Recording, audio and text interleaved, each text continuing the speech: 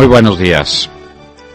Son las 6 de la mañana de este miércoles 23 de octubre de 2013. Esta es la hora de la verdad y estos son temas y asuntos que trataremos con ustedes en las próximas horas. Sigue gravísima la situación de orden público en el país. Las FARC atacan por todas partes, son dueñas del Putumayo, son dueñas del Catatumbo, son dueñas del Chocó, son dueñas de gran parte del Cauca, son dueñas de gran parte de Nariño. Esto es lo que está ocurriendo en Colombia. Les contaremos detalles. La convención uribista.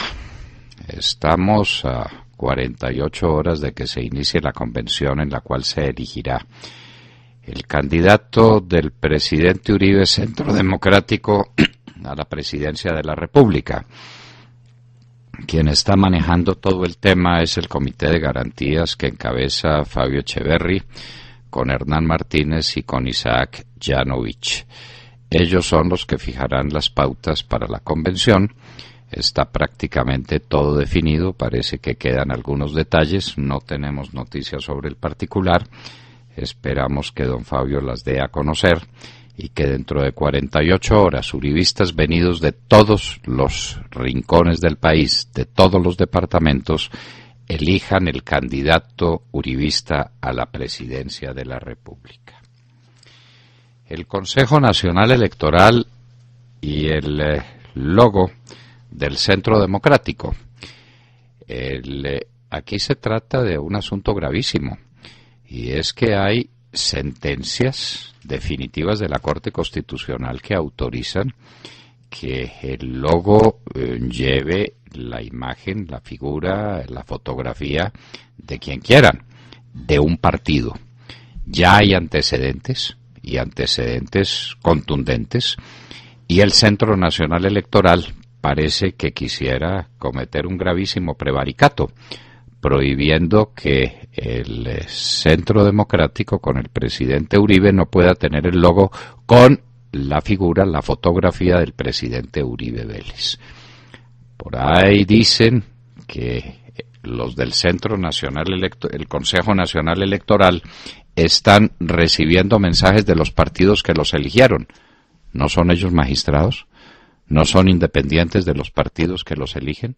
¿No están al servicio de la justicia en este particular tema decisivo para la democracia, que es el de las elecciones? El Consejo Nacional Electoral. Aquí puede haber un problema mayúsculo, porque si el Consejo resuelve enfrentarse a jurisprudencia firme y reiterada de las Cortes, el conflicto va a ser de marca mayor. Nuevo capítulo de la novela Colmenares, es decir, esto ya no tiene límites.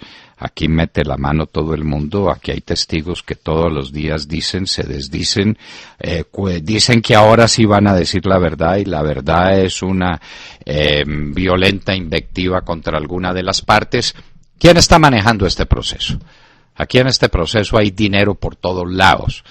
La Administración de Justicia de Colombia está mostrando todas sus debilidades y todas sus ineptitudes en este proceso. Creo que la verdad no la conoceremos nunca, pero ¿quién mete la mano? ¿Cuál es la mano oscura que gobierna la justicia colombiana, como en este caso del asesinato del joven Colmenares? Queremos decirle a nuestros oyentes, queremos que lo sepan, que estamos bajo el fuego de los hackers. Nuestro sistema está saliendo airoso de ataques continuos que se hacen por parte de los hackers a nuestro sistema de Internet e inclusive a nuestras cuentas personales. Este es un ataque simultáneo. Vamos a ver si logramos descubrir de dónde vienen. Nos lo suponemos, nos lo imaginamos, pero hasta ahora hemos salido airosos. Ayer nos tuvieron 2 minutos fuera del aire en Internet, pero hemos logrado superar estos ataques. ¿Por qué será? ¿Por qué nos atacan los hackers? Hoy empieza el ciclo 16 de la farsa esta de las conversaciones entre las FARC y el gobierno de Colombia.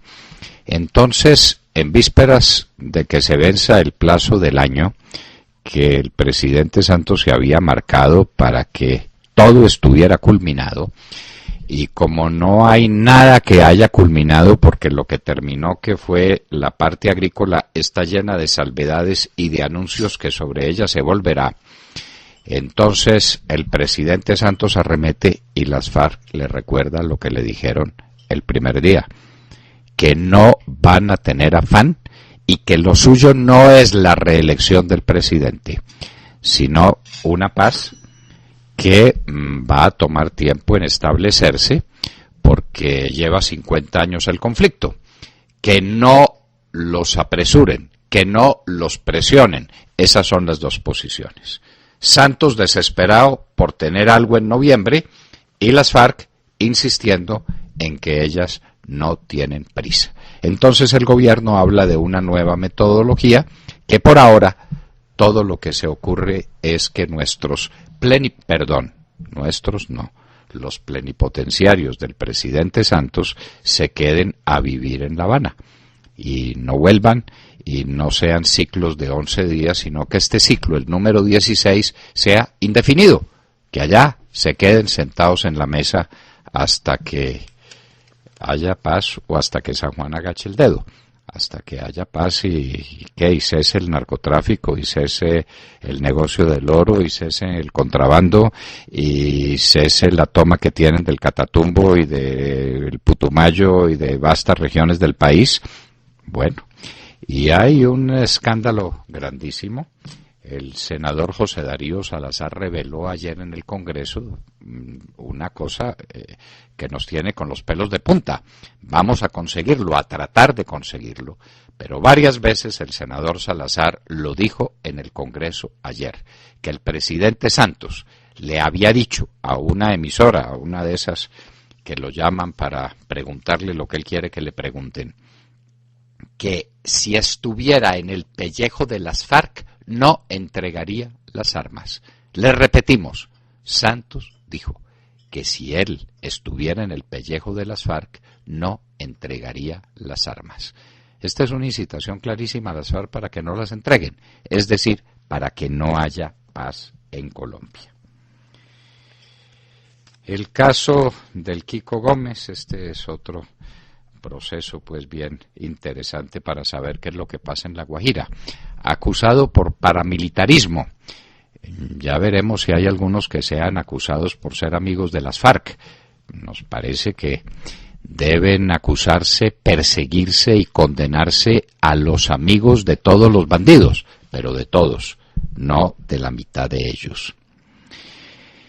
En Europa hay un fallo de Estrasburgo que está liberando a los etarras más temibles. España los había condenado a penas sucesivas que les daban 300 años o 500 años de condena.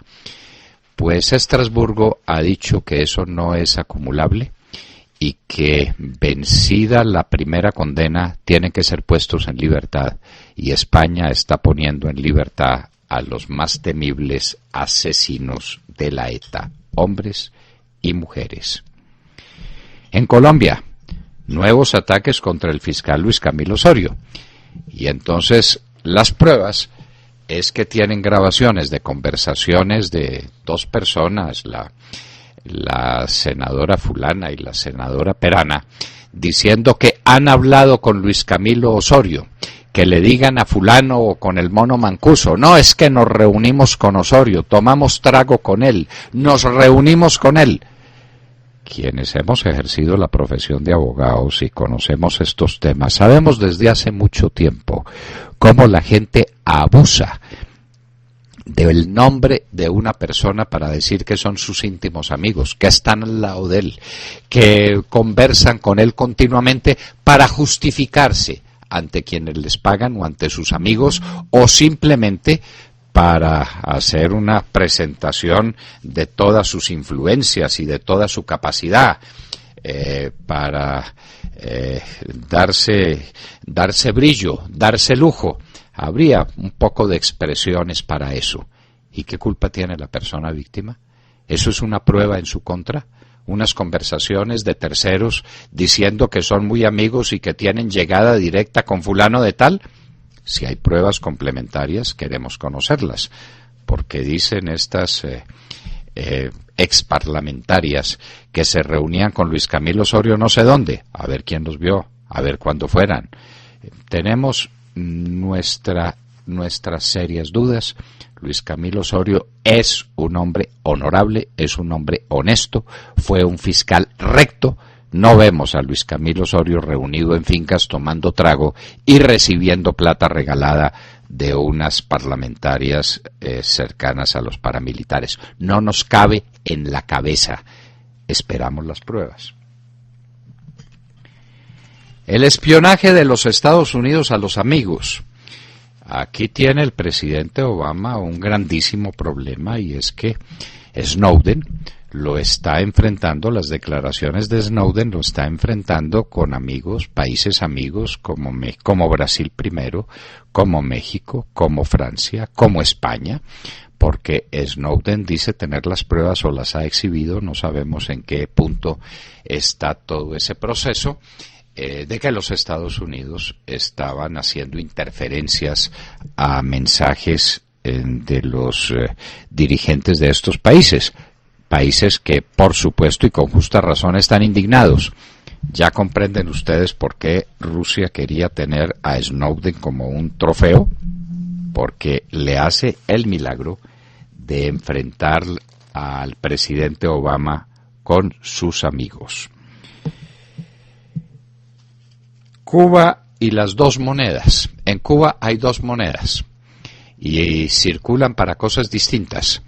Y desde luego, pues ese es un galimatías, eso es una torre de Babel, una confusión tremenda. Ahora van a unificar las monedas. El Banco Central parece que quiere crear un sistema monetario que lo sea de veras, y entonces ese sistema monetario representaría la posibilidad de una apertura de Cuba ante el mundo. Eso de padecer hambre durante 50 años parece que cansó a los cubanos, y los Castro no van a tener más remedio que intentar una apertura de la economía. Volvemos a Colombia. Debate al ministro de Agricultura ayer en el Congreso. El ministro está impedido para casi todo. Ayer el senador Robledo, que estará con nosotros más adelante, le pidió que renunciara. Vamos a ver qué sucede. Y hablando del campo, la industria cafetera en una crisis sin precedentes. El precio de la arroba de café bajó a 40.000 pesos, la carga a 400.000 pesos. Eso es sencillamente la ruina. El costo de producir esa arroba está por encima de 50.000 pesos, de 60.000 pesos, perdón. Y con la ayuda que los cafeteros están recibiendo del gobierno quedan lejos, muy lejos de los costos de producción. El café es una ruina. El presidente Santos quiere seguir siendo dueño de la ANDI. Y entonces, ¿por qué era dueño de la ANDI a través de Luis Carlos Villegas? Pues eso no cabe duda ninguna, tanto que Luis Carlos Villegas era empleado suyo, subalterno suyo, subordinado suyo en el tema de las conversaciones con las FARC en La Habana. Entonces, ahora que Luis Carlos Villegas se va con el gobierno del presidente Santos como embajador ante los Estados Unidos, no sabemos si ya le dieron el beneplácito, el agrément que se decía en francés, el agreement que se dice en inglés, si ya se lo dieron, se va ahora. En todo caso, deja la ANDI el 31 de octubre. El presidente Santos quiere reemplazar a Luis Carlos Villegas por Bruce McMaster.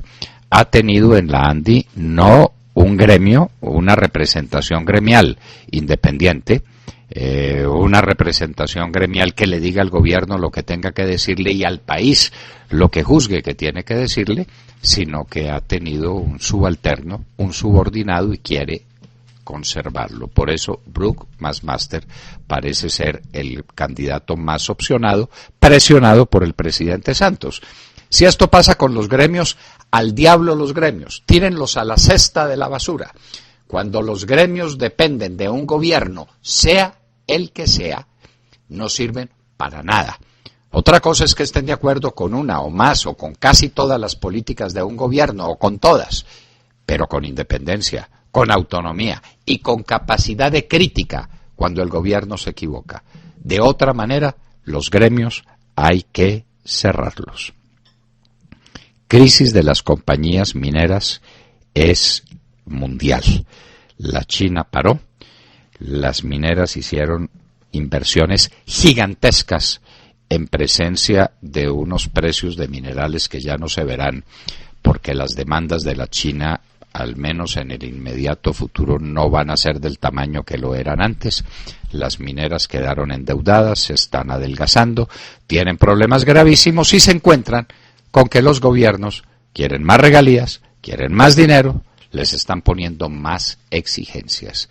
La gran minería, un negocio fabuloso que dejó de ser fabuloso.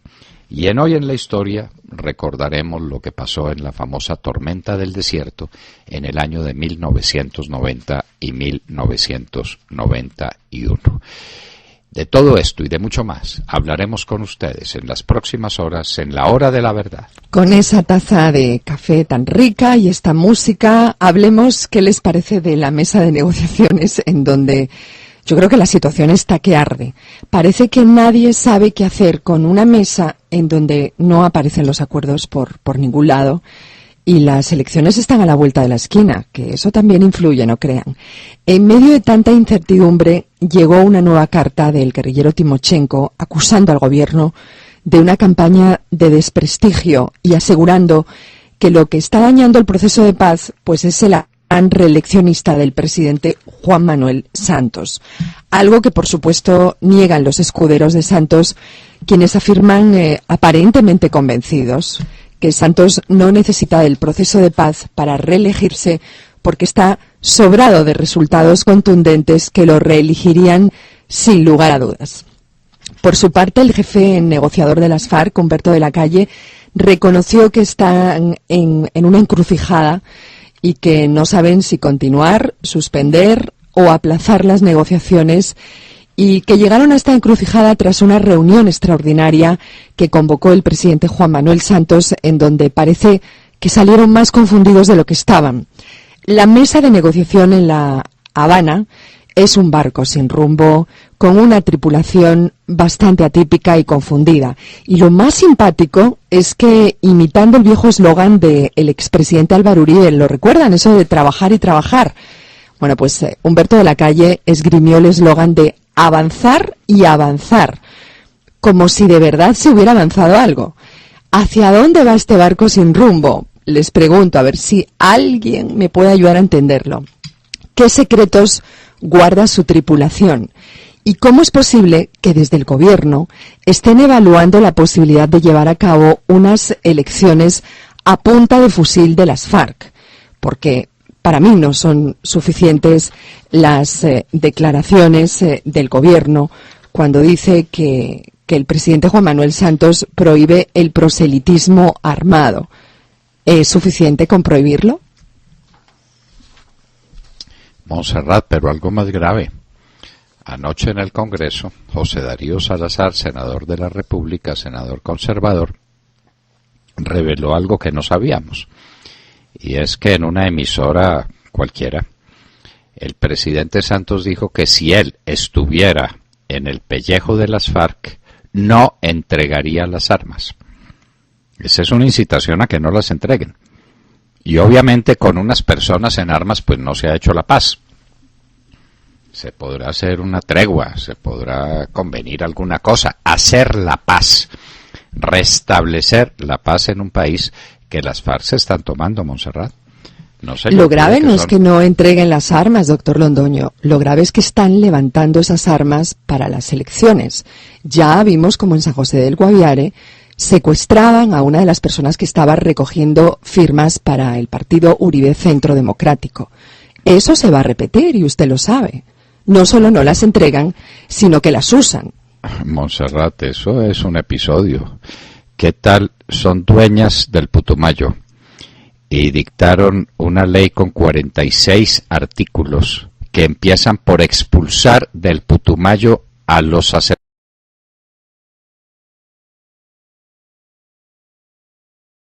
a sus sacerdotes. No existe. Como no existen también, hasta donde nosotros tenemos noticia, ni el comandante del ejército ni el de las fuerzas militares, no existen. Entonces matan soldados, hieren soldados, secuestran soldados, ellos mudos. Pues bien, las FARC se adueñaron del Putumayo, se adueñaron del Catatumbo. Definitivamente el Catatumbo está en sus manos. Dueños de Arauca, dueños de toda la frontera con Venezuela, dueños de gran parte de los llanos orientales donde rumba la extorsión que ellos imponen. Cifras del gobierno y de la UIAF, la extorsión la calculan en 2 billones de pesos al año, es decir, 2 millones de pesos, con cálculos del gobierno. Entonces, ¿de qué estamos hablando? Pues estamos hablando de que se tomaron el país y que el presidente Santos los incita a que se mantengan en armas. Esto es inaudito. Esto es inaudito. Vamos a ver si conseguimos esas declaraciones del presidente Santos, porque le debe una explicación a Colombia. Esta es una apología del delito, una incitación a delinquir desde el Palacio. Si yo incito a la gente, a los bandidos, a que se mantengan en armas, estoy cometiendo un delito. William Calderón. Doctor Londoño, buenos días Colombia, gracias por invitarnos a sus hogares y a sus vehículos. Hoy es miércoles 23 de octubre del año 13. Mientras el señor presidente de la República de Colombia, Juan Manuel Santos Calderón, ordena suspender la erradicación manual de coca en el Catatumbo, por un lado, y por otro le aconseja a las FARC no dejar las armas, según lo denunció anoche en el Congreso el senador José Darío Salazar, cuando contó: si estuviera en el pellejo de las FARC, no entregaría las armas. Así lo dijo el doctor Juan Manuel Santos. Y repitió: el doctor Santos ordena suspender la erradicación manual de coca en el Putumayo, en el Catatumbo. En consecuencia, la guerrilla anoche arremete en el departamento de Arauca, con saldos violentos en los municipios de Arauquita, Saravena y Fortul, así como en el complejo petrolero de Caño Limón en Arauca. En Fortul, a la base militar le fueron lanzados 2 tatucos. Doctor Londoño, mientras tanto enviaron al doctor Francisco Lloreda al municipio fantasma de Tumaco para que arregle el problema. ¿En qué estamos? Pobre doctor Lloreda. Y parece que hay otro ataque en La Guajira, a minas de carbón. Así, señor, en el Cerrejón. Se me había quedado ese dato, que me lo suministró de Mar esta mañana. Bueno, entonces ahí tenemos ustedes el panorama de un día cualquiera en la vida de Colombia. Ataques en Arauca a la estructura petrolera, ataques en el Cerrejón a la estructura carbonera. Son dueños en el departamento de Nariño. Del sur del país. Del sur del país. ¿Para qué nos ponemos a decir de cuál? El sur del país es de ellos. Dueños y señores, pues dictan una constitución con 46 artículos, empezando por ordenar la salida de la región de los sacerdotes católicos, de los pastores cristianos y de los padres y hermanos de los miembros de la policía y del ejército. Quedan desterrados del Putumayo. ¿Qué dicen de eso las fuerzas militares? Nada. Lo de siempre, es decir, nada. ¿Y Monseñor Salazar qué dice? No, nada. ¿Sí? Ese asunto no es con él. A él no le toca hablar de eso. No, para nada. Vea, pues. En absoluto. Jessica López. Hola, buenos días para todos. 6:30 en la mañana. Les cuento en materia internacional que hoy nos vamos a centrar en Estados Unidos porque la administración Obama tiene sobre la mesa dos temas bastante complejos, temas que han tenido a ese país en el ojo del huracán esta semana. El primero de ellos, les cuento, tiene que ver con la relación entre Estados Unidos y Pakistán, bastante difícil, por cierto, desde mayo del año 2011, por cuenta de la operación encubierta estadounidense que acabó con la vida del líder de Al-Qaeda, el señor Osama Bin Laden.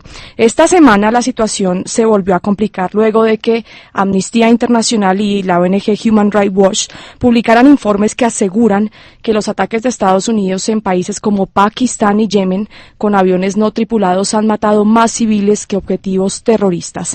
Ayer en Washington, Nawaz Sharif, el primer ministro pakistaní, quien hoy, por cierto, para que ustedes tengan muy presente, tendrá un encuentro con el presidente Barack Obama, le pidió a los Estados Unidos terminar de una vez por todas los ataques con drones, los cuales, según mencionó ayer, han perturbado y agitado profundamente a la población de su país. Se han convertido en un factor irritante en la relación con Estados Unidos y suponen una violación continua a la integridad territorial del país asiático. Muy pendientes, por supuesto, estaremos del encuentro entre estos dos mandatarios el día de hoy en la Casa Blanca. El otro tema que, como les digo, tiene sobre la mesa Estados Unidos bastante espinoso, tiene que ver con algo que la prensa europea ha sacado en estos días, sobre todo la prensa francesa, y se relaciona con el espionaje de Estados Unidos en varios países. Brasil, como ya lo habíamos dicho aquí, México, España y ahora Francia. Esta semana el escándalo se prendió por varios documentos publicados por el diario Le Monde, filtrados por el señor Edward Snowden, según los cuales Estados Unidos interceptó 70 millones de comunicaciones emitidas desde Francia y, no contento con eso, espió a conciencia en las embajadas que París mantiene en Washington y Nueva York. En una conversación telefónica que tuvo lugar el martes, François Hollande, el presidente de Francia, le dejó claro al presidente Obama que ese tipo de prácticas es inaceptable entre aliados y amigos porque atenta contra la vida privada de los ciudadanos franceses. Mientras eso dice Hollande, Estados Unidos responde, dice que las afirmaciones del diario francés son incorrectas y engañosas y dice por otra parte que para la administración Obama es muy importante la larga amistad que mantiene con Francia. Esos son los dos temas que les traigo el día de hoy. Claro, que sea importante la amistad con Francia no cabe ninguna duda, claro que tiene que serlo, pero otra cosa es si hay o si no hay interceptaciones. Dice que son incorrectas las afirmaciones que hace el diario Le Monde. Sí, señor. Le Monde, que es un diario de izquierda en Francia, pero no dice en qué. Y parece que Snowden es desde Rusia el que sigue soltando todas estas noticias. Ah, claro que sí. Estas hacen parte del largo archivo que tiene Snowden. Estas hacen parte de eso. Creando problemas gravísimos para las relaciones de los Estados Unidos con sus amigos. Pues es que los amigos han descubierto que son motivo de espionaje por parte de los Estados Unidos. El espionaje a los amigos, eso a nadie le puede gustar, a nadie. Y lo que dice el gobierno francés, doctor Londoño, es que está impresionado por la cantidad de comunicaciones que fueron interceptadas, porque como les comenté en la noticia, son 70 millones de comunicaciones las que interceptó supuestamente Estados Unidos, según los archivos de Snowden. Bueno, gravísima pues la situación de los Estados Unidos, gravísima la situación en el Pakistán, gravísima la situación con sus amigos de Europa y de América Latina. Ahí están Brasil, México en la lista. Nosotros debemos estar chuzados hasta el alma. Pero bueno, esas son circunstancias que el gobierno de los Estados Unidos tiene que explicar. Y si eso es de común ocurrencia en este mundo de la electrónica, en el mundo internacional, pues está bueno que lo sepamos y que entonces lleguemos a la conclusión de que ha desaparecido la confidencialidad en el mundo. Uh-huh. Lo que es una cosa bien grave, ¿no? No tener intimidad. Intimidad viene de intus, que es una palabra latina que refleja el interior, lo que es irreductible a una contaminación desde fuera porque deja de ser intus. Esa es la intimidad, es mi yo íntimo, mi yo personal. Parece que no lo tengo porque se ha apoderado de él la electrónica. Entonces estoy a la vista de todo el mundo todo el tiempo y mi correo, es decir, mis comunicaciones con el mundo, mis propios pensamientos, de lo que dejo constancia, en los que antes eran mis libretas de apuntes y hoy son mis documentos electrónicos, quedan a la vista de quienes los atacan. Es decir, desapareció el intus o tengo que volver a mi libreta de papel. Lo que no sería un mal consejo, Jessica. Va a tocar, porque esta situación hay que pensarlo, sí. que pensarlo.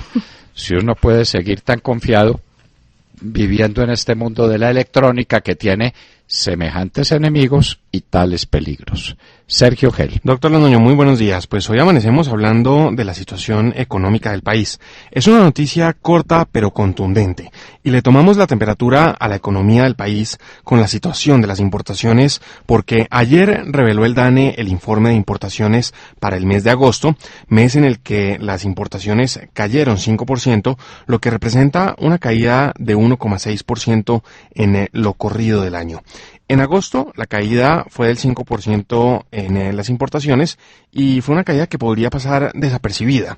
Pero como aquí hacemos la tarea completa, estuvimos revisando cómo se comportó la industria en ese mes, en agosto, y tenemos que el DANE registró una caída del 3,2% en la producción industrial.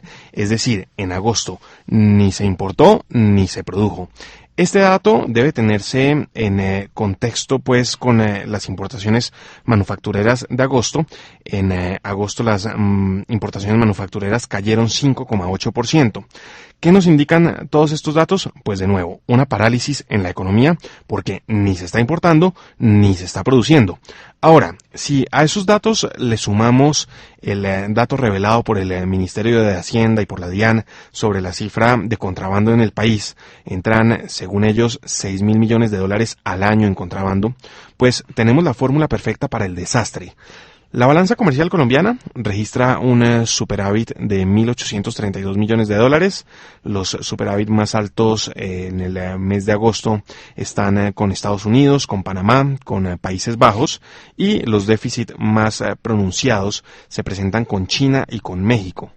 ¿Es esta la situación, la de las importaciones, seguramente muy afectadas por el contrabando? Porque no se explica uno, doctor Londoño, cómo en el mejor momento, un momento dorado para los importadores, hay que decirlo, gracias a la revaluación, la tasa de cambio, la TRM para hoy está en 1.879 pesos con 46 centavos, no podría ser mejor la situación para quienes importan productos, pues no se explica uno cómo con ese escenario las importaciones caigan y caigan además en momentos en que la producción industrial del país también cae. ¿Se estanca la economía? Es la pregunta que queda. Que es evidente la respuesta, ¿no? Si no hay importaciones, si no hay producción industrial, pues ¿en qué estamos? En que no tenemos bienes disponibles. Y si no tenemos bienes disponibles es porque no hay demanda de ellos. Y si no hay demanda de ellos es porque hay recesión. Es porque el empleo está cayendo, es porque los negocios no están siendo productivos, es porque la economía está en franca recesión, la que el gobierno no ha querido admitir nunca, porque nunca como antes andamos bien, pues habría que decir nunca como antes estamos tan mal. ¿Qué quedó de esta bonanza minero-energética? ¿Qué quedó de ella? Una bonanza es así que no tuvo antecedentes. Una bonanza como nunca antes la tuvimos, nunca antes estuvimos tan beneficiados por unos ingresos gigantescos. ¿Qué quedó de ello? ¿Dónde están las obras de infraestructura? ¿Dónde las carreteras? ¿Dónde los hospitales? ¿Dónde las universidades? ¿Qué pasó con nuestra bonanza? Nuestra bonanza, Santos, nuestra bonanza. ¿Qué se hizo? Alejandro Ramírez. Buenos días a los oyentes de la Hora de la Verdad. Hoy los saludamos con la noticia del avance de las negociaciones entre los indígenas zenúes, a quienes se han sumado los afrodescendientes, y la compañía Cerro Matoso, luego de más de 20 días de suspensión de sus actividades. De conocimiento público es un audio donde el senador Robledo incita a los trabajadores sindicalizados de dicha compañía a realizar un paro. Se conoció que dicho senador señaló: necesitamos hacer ruido, por ejemplo con 500 trabajadores que bloqueen en la vía a Caucasia, porque el ruido que se genera en Montelíbano es muy poco, o poder hacer un ruido en Montería, o hablar que los medios saquen alguna vaina, porque yo quedaría como amplificando. Sin movilización social es difícil. Se le escucha decir al senador Robledo que los funcionarios públicos actúan por miedo a las movilizaciones y le pregunta a los sindicalistas hasta qué punto el sindicato estaría dispuesto a hacerlo. Hay que crear un frente único con el alcalde y otros entes. Para esta pelea, si el ratero ayuda, hay que aceptarlo. Por eso nosotros no nos vamos a convertir en rateros. Hay que hacer una fuerza importante que ayude a hacer un ruido. Igualmente, señala el senador, nosotros hacemos lo que nos toca y a ustedes les toca ver cuánta movilización son capaces de crear. Yo no les pido actos de magia ni desproporciones, es movilizar, movilizar y movilizar. Tengo buenos amigos en Caucasia que los pueden ayudar. En este conflicto se ha conocido pliego de peticiones de los indígenas zenúes, donde solicitan a la compañía que se les otorgue la bonificación por buena labor de producción que se les otorga a los trabajadores de la mina, desde que a los últimos se les ha otorgado dicho beneficio y mientras se defina en un estudio las afecciones que causa el níquel a la salud. Que los proyectos e interventorías sean contratados y ejecutados por los cabildos indígenas sin que medie la alcaldía o fundaciones para evitar que se dilapiden recursos de las regalías. Piden igualmente vivienda, agua potable, vías internas pavimentadas, una EPS indígena con puestos de salud ubicados en cada cabildo indígena, alumbrado público, gas natural, entre otras solicitudes. Ayer se reunieron en las instalaciones del Ministerio de Minas y Energía los líderes indígenas y afrodescendientes con el ministro Amílcar Acosta, sobre quien afirmó el abogado Abelardo de la Espriella, asesor de los indígenas zenúes, que era una garantía para este proceso. En la reunión se hicieron presentes funcionarios del Ministerio del Interior y del Ministerio de la Salud, quienes verificarán que los acuerdos, entre otros, el del estudio científico sobre las incidencias en la salud de las comunidades indígenas, sea avalado por entidades internacionales y sean cumplidos. Doctor Londoño, en un país donde la ingobernabilidad se ha vuelto manifiesta, ¿le parece a usted extraño que las inversiones mineras se ahuyenten del país? Bueno, no es el mejor momento para las inversiones en este tipo de actividades. Hay cosas que se tienen que investigar. ¿Quién estaría en contra de que se hiciese un estudio a fondo sobre la posibilidad de que las emanaciones que produce la fábrica le estén haciendo daño a la comunidad? ¿Quién se opone a eso? Nadie. Que se haga un estudio tan a fondo como sea necesario, y si se llega a esa conclusión habrá que tomar medidas. No sé si haya medidas técnicas que disminuyan esa polución, para lo que se necesitarían posiblemente grandes inversiones, no lo sé, no tengo la menor idea, pero si eso existe me parece que la salud tiene que prevalecer y el bienestar de la gente. Pero ¿qué le pasa a la región si se cierra la fábrica? ¿Qué le pasa? Son las preguntas que hay que hacer para tomar decisiones equilibradas, defendiendo en todo caso, obviamente, la salud de las personas y que no se roben las regalías. ¿Alguien puede estar en contra de eso? ¿Dónde está el balance general de las regalías y dónde están las obras que se hayan construido en los alrededores de Cerro Matoso? Como resultado de un bienestar que tiene que producir una explotación de esas dimensiones, que lleva tantos años. Preguntas para hacer, para las que no tengo respuesta.